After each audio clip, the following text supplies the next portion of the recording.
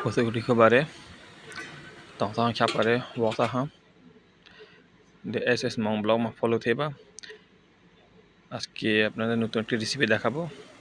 Recipe হলো শুকরের মাংস।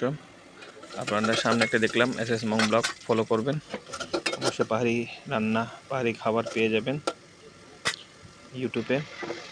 মশলা লাগুন মুচি গুঁড়া দিয়া জিরা গুঁড়া দিয়ে একটু লাচা করবো, মশলাগুলো কষাবো।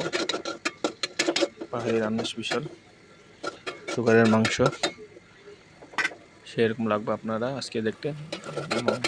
প্রায় মশলা কষানো প্রায় শেষ হয়ে গেছে। আপনারা দেখেন আজকে শুকরের মাথার মাংস রান্না করব।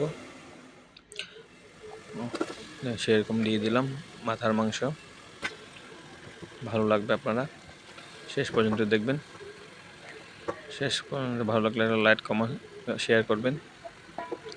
দেখেন এটা একটু মোলা দিয়ে দিয়েছি, সিজে মোলা না দিলে হয় না।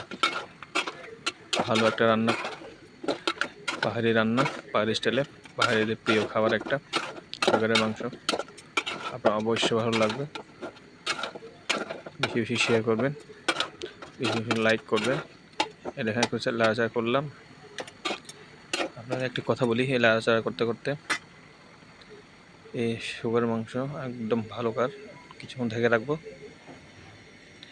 কিছুক্ষণ ঢেকে রাখার পর 10-15 মিনিট একটু অপেক্ষা করব। 10-15 মিনিট পরে আমি ঢাকনা খুললাম। ভাই দেখেন একদম হয়ে গেছে, প্রায় শেষের দিকে। আপনারা অবশ্যই কেমন লাগে তো শেয়ার জানাবেন, কমেন্টে বলবেন। সবাইকে ধন্যবাদ।